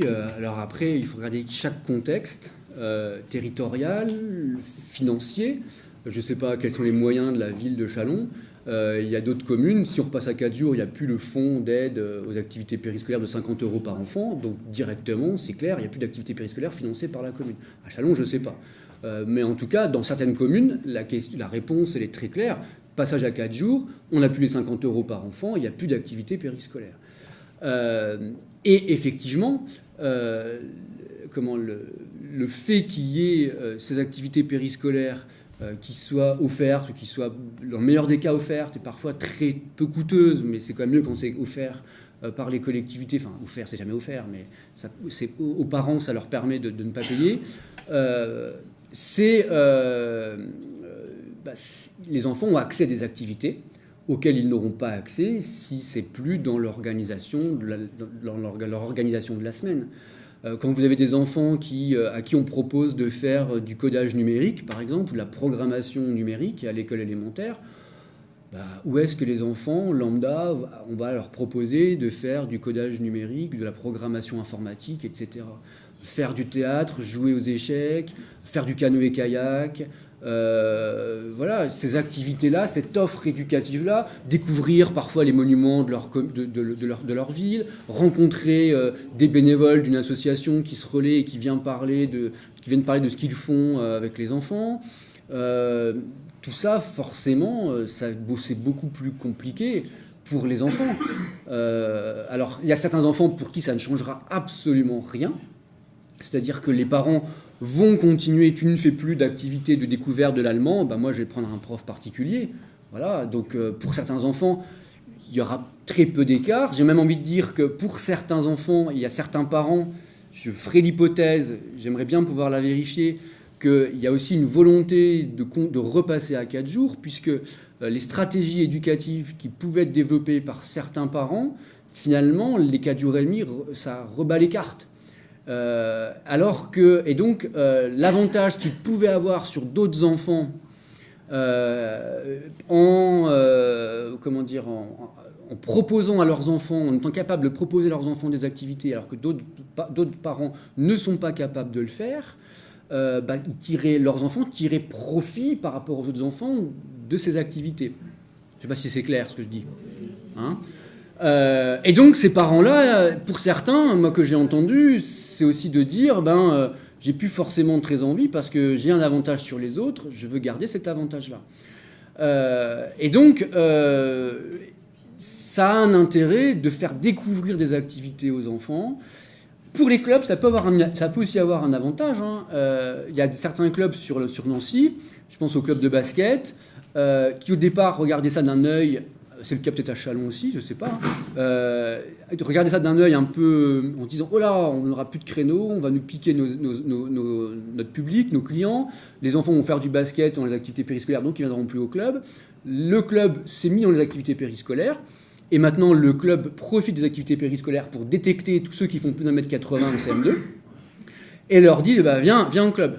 Et donc, ils arrivent maintenant de manière tout à fait beaucoup plus facile à repérer tous les talents sportifs chez ces enfants. Et donc, ils tirent aussi bénéfice finalement parce qu'ils ont plein d'enfants qu'ils n'avaient pas avant hein, dans leur club. Donc, oui, je crois que c'est pour ça que c'est à relier avec l'éducation populaire, parce que c'est aussi vecteur de mixité, d'égalité entre les enfants, et que voilà, il y a beaucoup d'enfants qui n'auraient pas accès à ça. Alors la difficulté, c'est de se dire, si on regarde les chiffres, sans doute on pourrait dire oui, mais les enfants d'origine sociale très populaire, les parents n'envoient pas leurs enfants dans les activités périscolaires. On retrouve ça aussi fréquemment. Mais là aussi, il y a peut-être un travail à faire avec ces familles pour aussi montrer l'efficacité de ces activités périscolaires et puis aussi pour... vous avez aussi des parents qui... moi, je me suis rendu compte de ça à force de faire des soirées comme celle-ci dans les questions qu'on pouvait me poser, parce qu'on n'a pas interrogé les parents à proprement parler, qui se sentent dépossédés de leurs enfants quand leurs enfants ne sont pas avec eux. Et des parents qui n'existent, leur identité de parents, notamment des mères, qui n'existent que quand ces mères sont avec leurs enfants. Et donc, quand l'enfant n'est pas à l'école, finalement, ces mères, ça aussi, c'est des hypothèses, ça mériterait d'être... Ces mères, finalement, n'existent pas. Hein, c'est-à-dire qu'elles n'auraient pas d'identité. Et donc, c'est quand les enfants sont avec elles qu'elles se sentent vices. C'est leur raison d'être, les enfants. Donc, parce que ce sont des mères qui n'ont pas de travail, qui n'en ont jamais eu, peut-être pas dans certains cas, qui peuvent pas, qui n'ont pas accès à la consommation pour exister, qui ne font pas l'activité associative, etc. Donc, avoir des enfants chez elles, c'est leur raison d'être. Et donc, effectivement, pour ces mères, c'est important d'avoir ces enfants à la maison. Et donc, quand l'école se termine à 3h30, le réflexe, c'est d'aller chercher les enfants à l'école, même si l'activité qui est proposée pourrait être particulièrement intéressante. Mais là aussi, peut-être qu'il y a des choses à faire, il y a un travail à faire avec certaines familles pour, alors pas les moraliser, bien évidemment, mais pour montrer que c'est possible, et puis après, de les emmener, et puis après, peut-être que c'est aussi encore plus important que ces parents ou ces mères se sentent mères, parce que si ça peut aussi asseoir leur autorité et que ça leur permet de pouvoir finalement jouer le mieux possible leur rôle de mère ou leur rôle de parent, de cette manière-là, qu'on les laisse faire aussi. Hein. Je crois que c'est important, à un moment ou à un autre, de respecter aussi la liberté des parents, et que si on a des parents qui considèrent que c'est plus facile pour eux d'exercer leur métier de parent de cette manière-là, et que ça les légitime et qu'ils se sentent mieux comme ça, je crois que c'est aussi important que les enfants aient des parents qui se sentent bien. Donc, des fois, certains enfants ne vont pas à l'activité périscolaire, tant pis si ça permet aux enfants... d'une autre manière d'être bien avec leurs parents, quoi. Donc les choses sont quand même un peu compliquées parfois. Et quel type de travail on pourrait proposer à ces mères qui sont un peu qui n'ont une identité qu'en présence de leurs enfants? Comment on peut leur montrer Je crois que alors déjà il n'y a pas de formule magique, il n'y a pas de recette. Après ça peut être en les valorisant le plus possible, en leur donnant aussi un sentiment de compétence quand elles sont à l'école, quand ils sont à l'école, parce qu'il peut aussi y avoir des pères qui sont dans ce cas-là, que c'est aussi finalement travailler ce sentiment de compétence. Et je crois que si les parents... Donc, du coup, les parents viennent plus voir ce qui se passe dans l'école, viennent assister à des activités périscolaires, peut-être aussi ouvrir certaines activités périscolaires à des parents pour qu'ils puissent voir ce qui s'y passe. Parfois aussi peut-être dire à certains parents de venir faire des choses avec les enfants. Voilà, alors pas tout seul, parce que s'ils n'ont pas les compétences, ça pourrait être dramatique. Mais peut-être que les parents peuvent participer aussi à ces activités périscolaires. Sans doute qu'ils ont des choses à y dire, des choses à y faire. et donc montrer l'efficacité en quelque sorte, hein, et que leurs enfants sont bien dans ces activités-là, et que ça peut servir à leurs enfants parce qu'ils retrouvent les copains, les copines, parce que ça c'est important de jouer sur la fibre, je crois, de les enfants sont avec leurs copains, leurs copines. Ça c'est important pour tous les parents, hein. Donc, et puis ils apprennent, vous avez raison, hein, c'est-à-dire voilà, ils apprennent énormément, ils apprennent énormément. Donc montrer l'efficacité en quelque sorte à partir de ce qui est proposé aux enfants, et que les parents ne voient pas ça comme étant un temps de ça sert à rien, quoi. Voilà, alors que c'est pas du tout ça, et les enfants nous l'ont bien dit, les nappes c'est utile, quoi.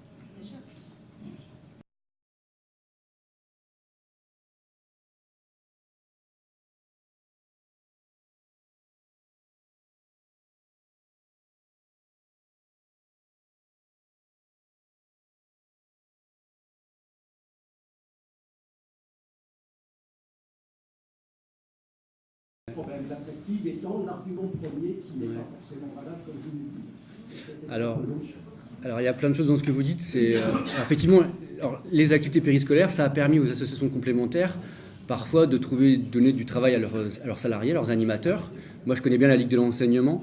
Et effectivement, les animateurs de la Ligue de l'enseignement, par exemple, parce que j'ai une casquette responsable de la Ligue de l'enseignement, et donc on a aussi, ça a permis à certains animateurs de pouvoir aussi compléter un certain nombre de contrats, ça a permis d'arrêter de précariser un certain nombre de contrats. Faut bien aussi penser que le fait de passer de 4 jours et demi à 4 jours, c'est aussi un gros plan social, hein. C'est un énorme plan social. À l'échelle du territoire du pays, c'est un gigantesque plan social. Ça, on n'en parle pas du tout, mais c'est plusieurs dizaines de milliers d'emplois qui sautent, je veux dire, très concrètement, hein. En tout cas, alors parfois pas directement en termes d'emploi, mais en termes d'heures, ça correspond à un nombre d'heures total gigantesque. Ça impacte aussi le travail des femmes. Je n'aime pas parler, mais il y a beaucoup parce que voilà, directement le travail des femmes qui travaillaient plus avec la semaine de 4 jours et demi. Alors sur lui, j'aurais pu dire temps calme et sieste, c'est vrai, le temps calme aussi, hein, bien évidemment. C'est parfois plus facile matériellement à mettre en place que la sieste. Et puis, vous avez dit donc aussi, oui, moi je crains, effectivement, alors je crains pas parce que je serais un militant idéologique des 4 jours et demi, mais c'est tous les travaux scientifiques qui montrent que c'est beaucoup plus profitable, quoi. Alors après, sur la fatigue, alors moi j'ai une lecture très plurielle de ça. La fatigue des enfants. D'une part, c'est très compliqué de pouvoir mesurer la fatigue d'un enfant. Parce que quels sont les critères objectifs de cette fatigue ? Première chose, il faudrait regarder quels sont les critères qui disent qu'un enfant est fatigué. Ensuite, réussir à ramener ça à la semaine, à l'organisation de la semaine. Est-ce que ça, c'est encore plus compliqué ? Ce qui est sûr, c'est que les parents sont fatigués.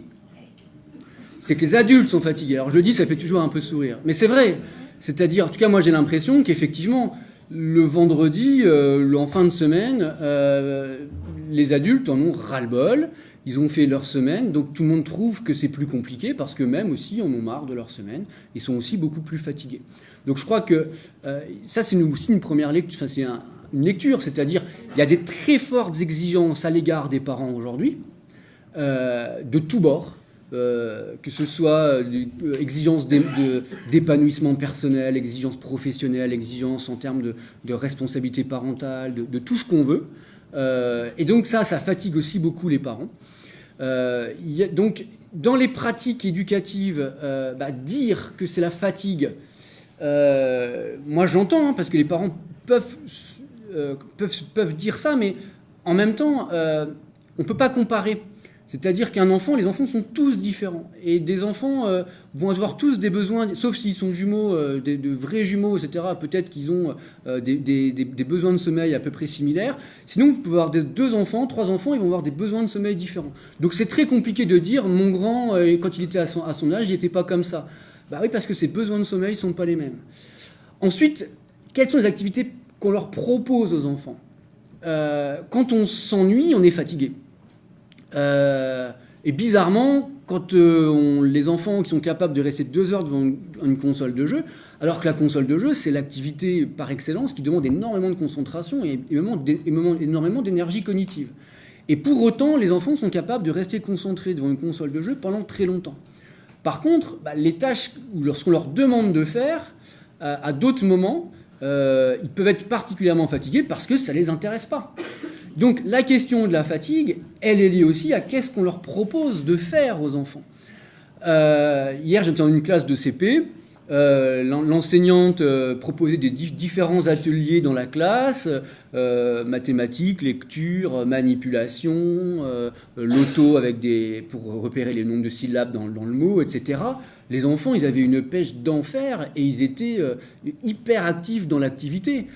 Et puis 10 minutes après, c'était la leçon de français où il fallait réécrire le son voix OI parce que certains mettaient OUA, etc. Donc là, tout le monde il y en avait quelques-uns qui avaient la tête sur l'épaule.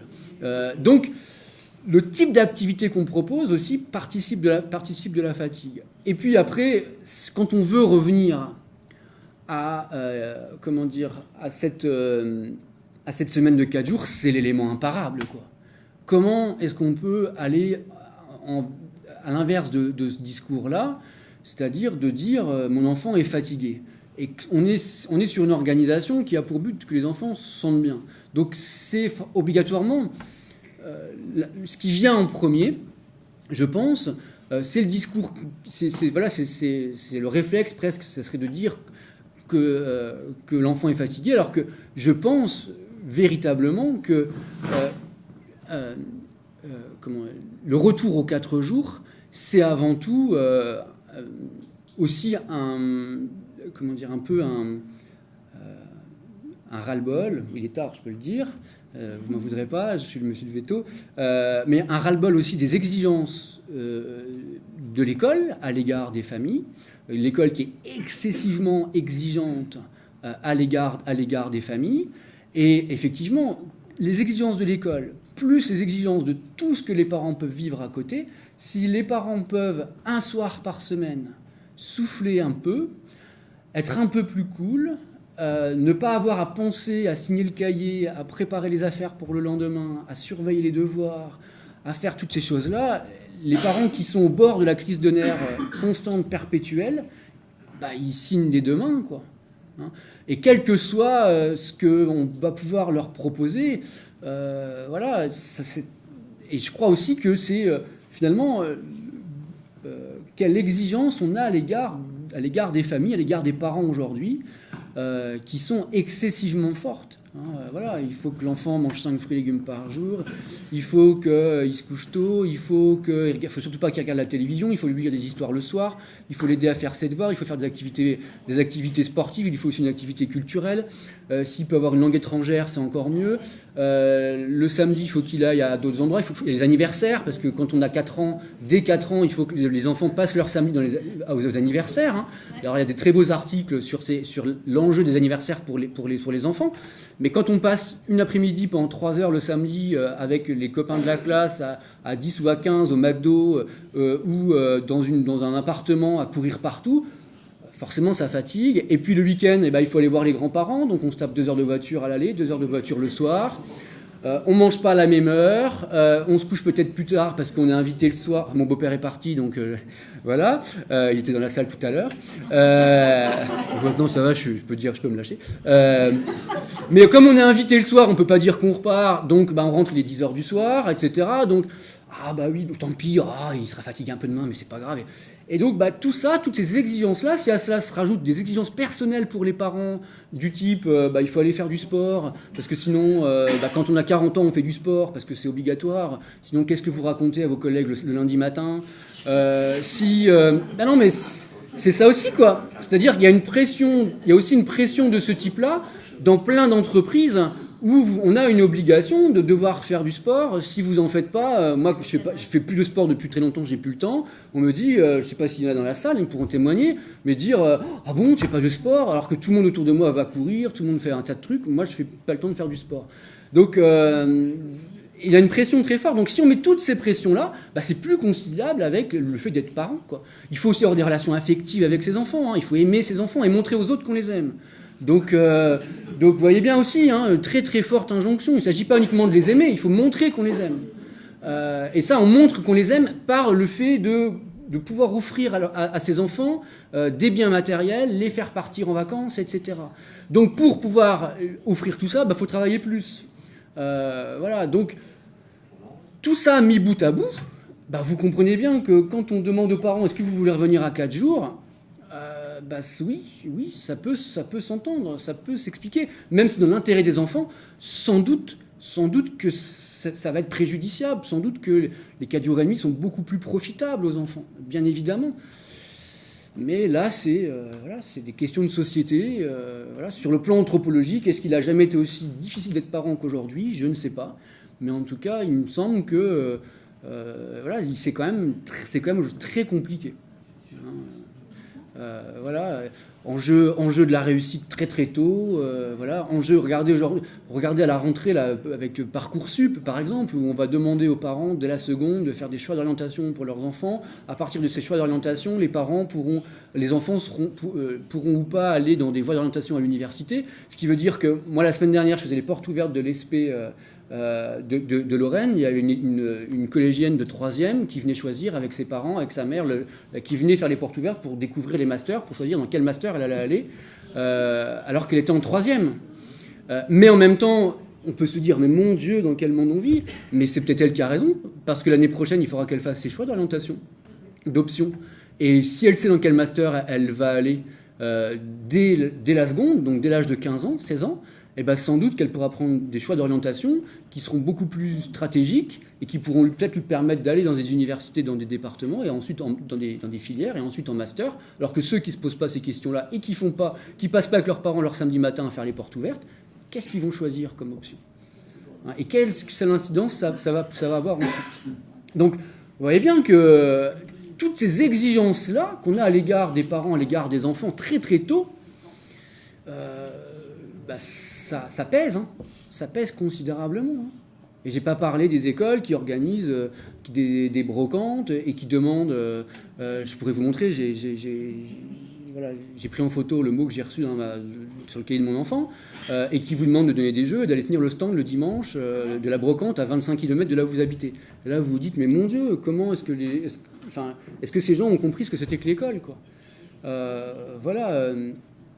C'est assez déconcertant. Et le lendemain, ce soir, j'avais un mot qui m'invitait à 8h30 du matin, un mercredi, à assister à une conférence sur un café des parents sur la violence à l'école, fait par le directeur des services de la sécurité du département. Voilà, avec un gros terme, violence à l'école, avec un gros balèze qui est en train de quasiment taper sur une enfant, etc. Donc vous voyez bien le niveau, le degré d'investissement, parce que si on avait oublié en tant que parent qu'on devait aussi se soucier de la violence à l'école, parce qu'elle n'existe pas à l'école élémentaire, quasiment pas, c'est très très rare, c'est exceptionnel, mais il faut aussi qu'on s'en inquiète, parce que est-ce que mon enfant est harcelé? Et là, je me suis dit, donc la première chose, quand mon enfant est rentré, je me suis posé la question, je me suis dit, comment tu te sens à l'école? La violence, ça te dit quelque chose? Parce que moi, ça me dit rien, que je vais dans ta classe, mais apparemment, il faut peut-être que je m'en inquiète, parce que si l'école organise ce type de manifestation le mercredi matin, c'est sans doute qu'il y a aussi un problème.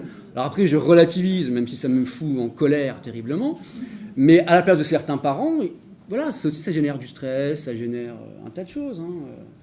Les parents un peu anxieux sur tout ça... Donc, je suis désolé, je me suis un peu emporté. Voilà, vous nous stressez un petit peu quand même.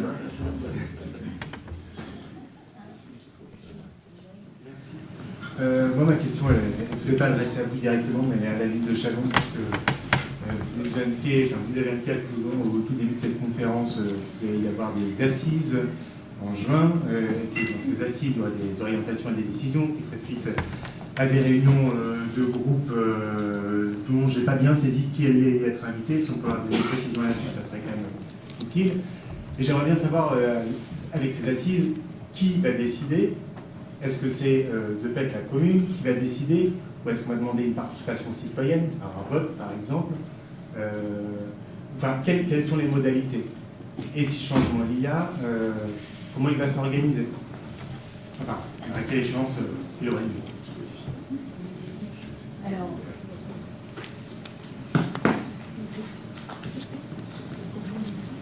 on a décidé cette concertation. Concertation, c'était pour réunir l'ensemble des acteurs éducatifs. Je ne sais pas si vous êtes parents, si vous êtes parents. Donc les parents sont bienvenus dans cette concertation. On a fait des groupes interécoles où on a invité l'ensemble des parents. Aujourd'hui, j'ai invité l'ensemble des parents de Chalon. On a même mis des cahiers dans les crèches parce que je vois des parents qui ont des enfants en crèche demain, ils sont dans les écoles. Donc moi, je ne vais pas décider toute seule de l'organisation future. Il est évident que la concertation elle a lieu depuis. On l'a mis en place on l'a énoncé en juin. On l'a énoncé en conseil municipal, je l'ai énoncé en comité de pilotage du PVT en présence de l'éducation nationale. Et cette concertation, comme l'a décrit M. Jajus, comprend différentes étapes. Moi, je ne voulais pas balayer cette question en 2 mois d'été. Le décret il est sorti en juin. Comme le dit M. De Geff, le décret, il a été surtout destiné aux petites communes qui avaient du mal à mettre en place les activités périscolaires. Ce n'était pas le cas de Chalon. À l'époque, on devait faire une évaluation de cette réforme, que j'attends toujours d'ailleurs. À l'époque, en juin, M. Blanquart avait dit aussi qu'il allait réfléchir sur l'organisation du temps scolaire, qu'il y aura un groupe de travail qui se mettra en place. Moi, j'avais le temps de réfléchir. Les activités périscolaires, je ne sais pas si vous les connaissez, mais les activités périscolaires de Chalon, je pense que les services se sont particulièrement investis. On a proposé une offre relativement variée, une offre de qualité, et chaque année, je les évalue.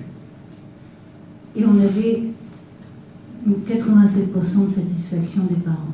Donc, je veux quelque chose, je ne dis pas que on ne changera pas, je dis qu'il faut le faire dans la sérénité, viser effectivement l'intérêt de l'enfant, c'est ce qu'on fait, on verra les organisations qui seront mises en place.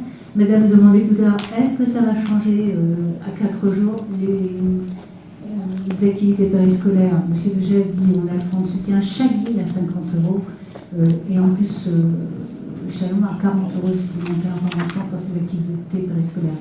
Demain, je ne pourrai pas proposer le même type. On en proposera. On fera, même si c'est 4 jours, je mettrai un... Mais votre question, elle est, je ne veux pas choisir. Apparemment, vous préjugez que moi, par exemple, je serai pour les 4 jours, si je comprends bien ce que vous dites. Moi, ce que je veux savoir, en fait, on nous a fait voter très concrètement, en décembre, on nous a demandé de voter si on était pour ou contre les 4 jours et demi. On a mis des questionnaires dans notre école pour savoir quels étaient les avantages, inconvénients qu'on trouvait, etc. Et derrière, autant que je sache, il n'y a pas eu de retour spécifique sur ce point. Puisqu'on nous a demandé de voter, et je crois même que c'est l'Éducation nationale qui s'est demandé un avis, moi, ma question est de savoir... Moi, ce que je veux juste savoir, c'est, vous nous parlez de concertation, donc ça, c'est une base de concertation, vous nous dites qu'il y aura des orientations et des décisions au mois de juin. Je voudrais juste savoir qui prend une décision, qui prend ces orientations, et est-ce que, in fine, les parents à qui on a demandé de voter de façon un peu étrange en décembre, auront-ils une voix à donner? C'est-à-dire, très concrètement, est-ce qu'on aura à voter? Parce que c'est très bien de faire de la concertation, c'est très bien qu'on ait des experts qui viennent nous parler, mais malheureusement, je pense qu'en fait, on prêche un peu des convaincus à chaque fois. Et par ailleurs, donc, au final, est-ce qu'on aura à voter? Puisque si on nous a demandé une fois de voter et qu'apparemment ça n'a pas été pris en compte, ce serait bien que la prochaine fois, on nous demande... Enfin, je pense que le résultat sera négatif en l'occurrence, mais puisque tout le monde veut le retour de 4 jours, c'est bien compris. Mais est-ce qu'on nous demandera de voter? Voilà, c'était simplement l'objet de ma question. Et rassurez-vous, je connais bien les temps périscolaires et je les apprécie, enfin, surtout mes enfants. Alors, effectivement, à un moment donné, on va demander de voter. Madame Michel, s'il vous plaît, je voudrais juste rétablir une vérité parce que vous disiez que lors des réunions des groupes interécoles, vous aviez convié les parents, l'intégralité des parents à y participer. C'est ce que vous venez de dire il y a quelques instants. Or, vous avez invité les directeurs d'école à désigner un représentant élu pour participer. D'accord ? Alors, je ne me suis pas présenté, je suis Julien Batty, je suis représentant des parents à l'école élémentaire Clovis Jacquier, et d'ailleurs, nous étions insurgés de cette pratique en vous adressant un courrier et en vous demandant de rectifier un petit peu cette organisation. Visiblement, effectivement, vous avez ensuite élargi l'accueil et vous avez admis que tous les parents pouvaient participer, au moins les parents. Voilà. C'était une vérité quand même que je voulais rétablir. Ensuite, j'en profite tant que j'ai le micro. Je voulais remercier Monsieur Degef pour son intervention que j'ai trouvée très intéressante. Et surtout, je vous remercie de déculpabiliser le rôle des parents. Voilà. Parce que, si vous voulez, et là je reviens encore à vous, Madame Michel, vous m'en voudrez pas, j'espère, mais lorsque j'ai pris connaissance des propos que vous avez tenus dans un article de presse en octobre dernier, où vous déclariez que vous souhaitiez aller au-delà du confort des parents et des enseignants, j'ai trouvé quand même que ces propos étaient fort culpabilisants et assez déplacés à l'égard des enseignants et des parents.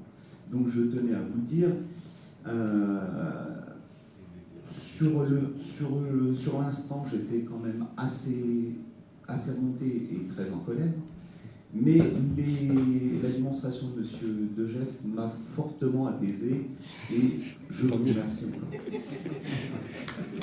Alors, pour l'article de l'Union, mes propos ont été retraduits comme ça parce que j'ai été interpellée par Mme Neuhauser. J'étais un peu surprise des propos, donc j'ai été revoir l'article. Effectivement, dans l'Union, il y a bien la notion de confort des parents et des enseignants. L'idée n'était pas là. L'idée, c'était d'aller au-delà de rester sur 4 jours ou 4 jours et demi. L'idée, elle était de comment... Moi, très honnêtement, ce que je vise là, c'est la réussite éducative de tous les enfants. Quand M. Degef dit « demain, il y a le périscolaire, ça ouvre à tout le monde », lorsque je vous l'explique comme ça, c'est je ça, suis entièrement d'accord avec vous. D'ailleurs, je pense que les parents aussi sont dans cette optique-là. Mais il faut faire attention quand on communique et parfois... Alors après, bon, je ne suis pas une grande oratrice, je n'ai pas l'habitude des médias, peut-être que je l'ai mal exprimé, mais ma volonté, alors c'est vrai que quand on m'a traduit les propos de mince, je l'ai eu il n'y a pas très longtemps par Neuhauser, et j'ai donc vérifié. Et c'était vraiment pas la teneur de mes propos. Non, d'ailleurs, je ne pense pas, très honnêtement, manquer de respect soit envers les enseignants ou les parents. Voilà. Est-ce que j'ai répondu à votre question? Vous avez répondu et vous m'avez rassuré. Bon, d'accord. Bien, je pense que s'il n'y a plus de questions, je pense qu'on va conclure là maintenant.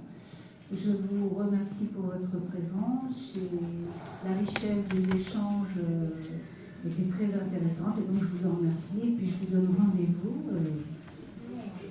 la semaine prochaine avec M. Petit. Bonne soirée à tous et merci. Merci.